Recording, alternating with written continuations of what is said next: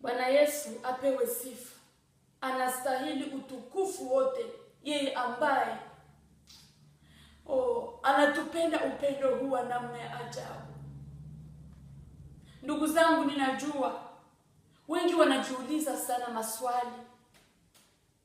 Wengi wanajipatia hata masheria, majustification. Wengi wanajiuliza ninatafuta kusema nini.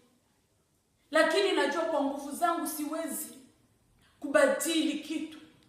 Lakini kama vile Mungu ametia watu mbalimbali, na mimi Mungu amenitia kutoa habari njema, mwinjilisti, kutangaza yale ambayo anataka niseme na kuonya, kukusaidia katika safari. Ninajua ya kuwa apandaye si kitu wala atiaye maji, lakini ni Mungu akuzaye. Mungu anayefungua macho ya vipofu, anayefungua masikio ya viziwi, ana uwezo wa kufungua waliofungwa na kuweka huru waliosetwa. Siku moja aliniambia, mwanangu, kipofu haonaki. Hata ufanye nini, mtie vitu mbele, umwambie hivi hao, kipofu haonaki. Kama umpatiage mikono, kama umwambie nini, lakini kwa macho yake haonaki. Kiziwi hasiki yake, anapaswa kwanza kufunguliwa. Mungu atusaidie sana. Wache Roho Mtakatifu mwenyewe akufunulie. Ninapenda kupatia moyo wazazi ambao wana watoto wa binti nyumbani mwao. Mara watoto wana shida, mara watoto wameshambuliwa na nguvu za giza. Unaanza ona tabia ya mtoto imebadilika, kuvaa kwa mtoto kumebadilika, amejipamba, hata mara kupita makahaba, mara anajipamba zaidi. Vita unavyovipitia uviweke mbele ya Bwana, maana hivyo vita viko vinatafuta imani yako. Wewe ndio viko vinatafuta, wewe mama unayeomba, unayetafuta uso wa Mungu, lakini adui anapitia kwenye mtoto. Nakumbuka siku moja mtoto alikuwa akivaa nguo fupi sana. Nikamwambia mtoto wangu, hautaenda shuleni na nguo kama hiyo. Hapana, uvale basi hata ingine kitu ndani ya upendi kubadilisha hiyo nguo. Akavala kolon akatia ndani. Kisha Roho Bwana akaniambia, akaniongoza niende kwa masomo yao. Nilipofika kwa masomo, nikakutana mtoto alitoa hiyo nguo aliyotoka nayo nyumbani. Wewe unaweza kuona anavaa hivi, iko najificha kusudi wazazi wasimuone, watu wasijue, lakini mambo anayoyafanya huko nje ni ajabu sana. Kumbe ndio maana patia mtoto wako Yesu, mtie ndani ya mikono ya Yesu. Ombea mtoto wako afunikwe na damu ya Yesu. Roho wa Bwana muongoze apate kumfungua na kumsaidia. Ulikuwa unaona mara mtoto, na wengi uko unaona mtu unajiuliza ni mtu wala ni kahaba wala ni nani. Utaona mtoto anajipamba zaidi tena zaidi, atatia vya kumasikio ya pata hapa, nywele mameshi za pata hapa, na wamoja wanatia marangi ya kila aina mkichwa. Unajiuliza ni nini? Mambo ambayo kabisa haimtukuze hata Mungu. Tunapaswa kuwa na kiasi. Tunapaswa kuwa na kiasi kabisa katika yote, tuwe na kiasi. Tuangalie nini nampendeza Mungu wetu. Ukiona hivyo, roho inaanza kukuuma, inaanza kukuluma, unaanza kutomboka. Hiyo ukianza fanya hivyo, shetani anafurahi. Sababu ile ndio anatafuta, uanze kutomboka na ushindwe kuomba.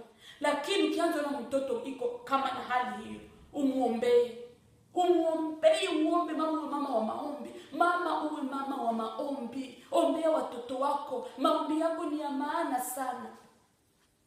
Sababu maneno yako haiwezi ikabadilisha. Itashauri ndio, ushauri kwa upole na unyenyekevu. Lakini usikue na visema kila mara kumwambia, kumuita na kutomboka. Hapana.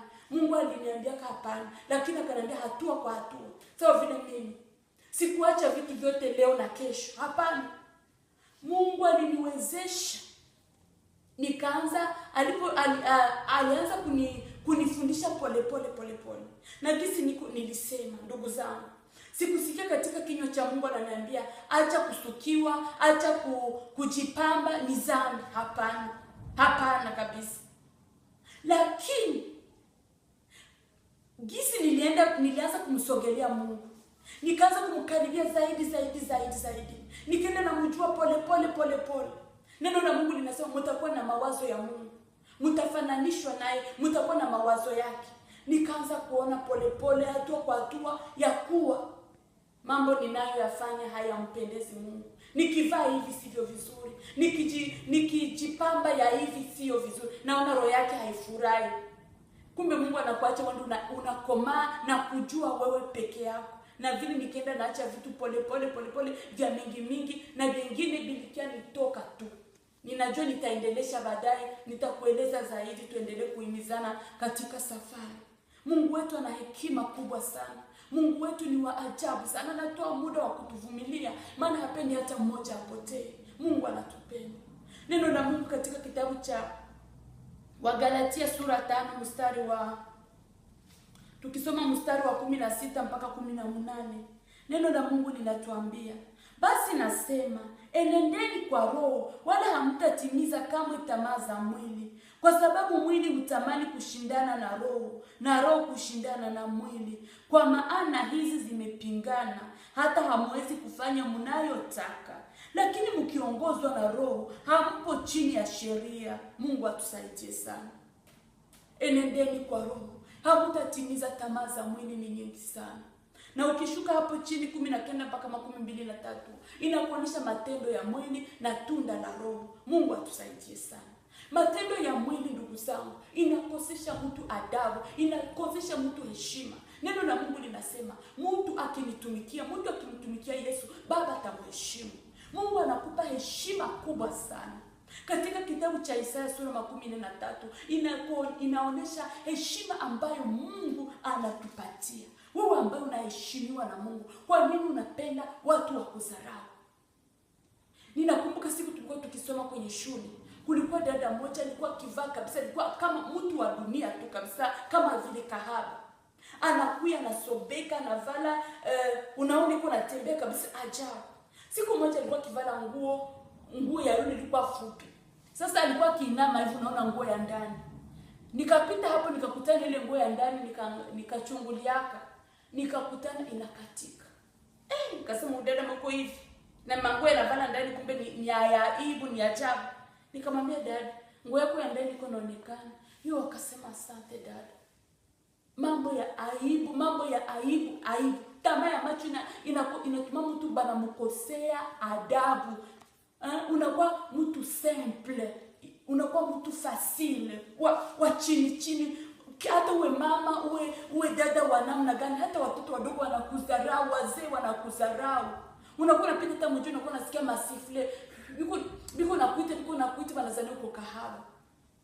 Heshima unayo, mtu asikutaabishe ndugu yangu. Usikubali mtu akutaabishe, kama vile neno la Mungu linasema, mtu asinitaabishe, kwa maana ninachukua mwilini mwangu chapa za Yesu.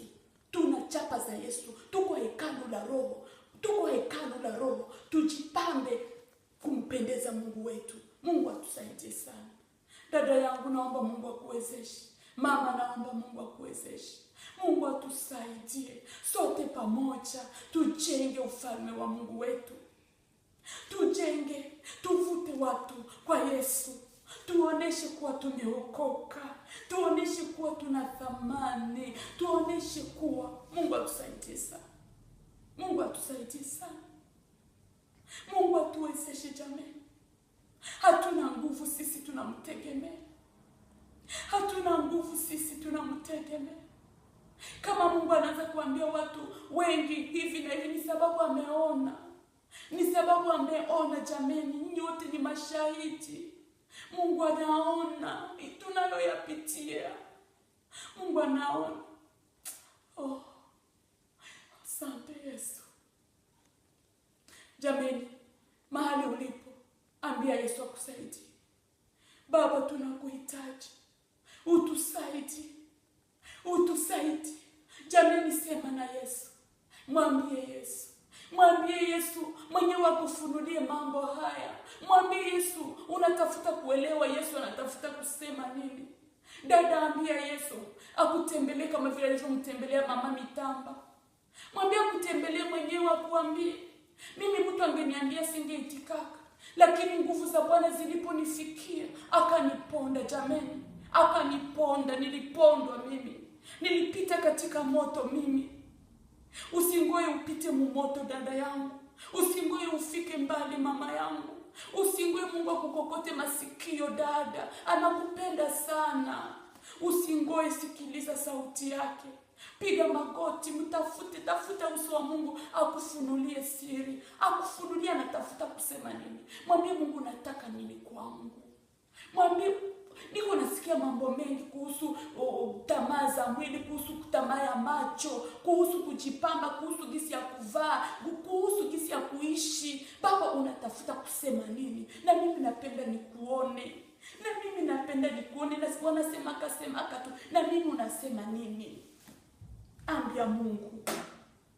Roho, neno la Mungu linasema mujaribuni kila roho, mjue kama hii inatoka kwa Mungu wala je. Ambie Roho wa Mungu wa kweli akusaidie. Na roho utampataje? Roho utajuaje kama ni Roho wa Mungu anayekuongoza? Kama unatubu dhambi zako. Petro akasema katika kitabu cha Matendo ya Mitume sura 2:38, tubuni mukabatizwe kwa jina la Yesu Kristo, nanyi mtapata ondoleo la dhambi na mtapata kipawa cha Roho Mtakatifu. Ukitubu dhambi zako, angalia nini unafanya impendezi Mungu. Ukitubu dhambi zako, Roho Mtakatifu atakuongoza na utaanza kumsikia mama. Utaanza kusikia Roho Mtakatifu kisi anasemaka. Utaanza kusikia sauti ya Mungu. Tubu, tubu, tubu. Ondoa kiburi yenye imekwisha kukujaa, wivu, chuki, kujivuna, kujiona. Mungu akusaidie sana. Mungu akusaidie sana. Aondoe ile tamaa ambayo imekujaza. Tamaa ambayo inatuma hata umevuka mipaka, umehuzunikisha roho ya muumbaji wako. Alipokuumba aliona unapendeza. Alipokuumba aliona unapendeza. Anapenda utosheki na yeye. Anakutosha. Yesu anatosha. Ninajua kwa mwanzo ni vigumu, kuna madharau, kuna kuonewa, kuna kuchekwa, lakini jameni, alikuumba na kupenda jinsi ulivyo. Mungu atusaidie sana. Mungu abariki kanisa lake na abariki watumishi wote ambao wanatoa neno kama vile ilivyo. Neno la toba. Yesu anakaribia. Ni wakati wa kuambia watu watengeneze maisha yao. Ni wakati, hatuna tena muda wa kupoteza. Tutengeneze maisha. Tutengeneze maisha. Yesu anakaribia.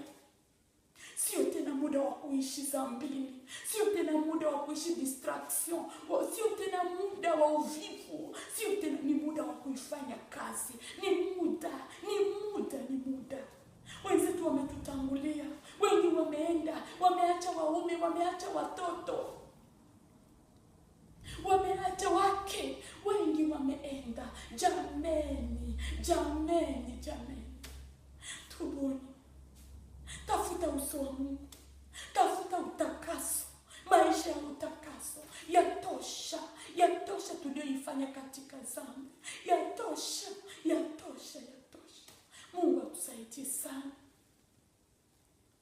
Neno la Mungu katika kitabu cha Matendo ya Mitume 17:13 inasema Mungu ameangalia vile vyote tulivyovifanya kuwa vile havifai, amevisahau, lakini anaambia kila mtu atubu.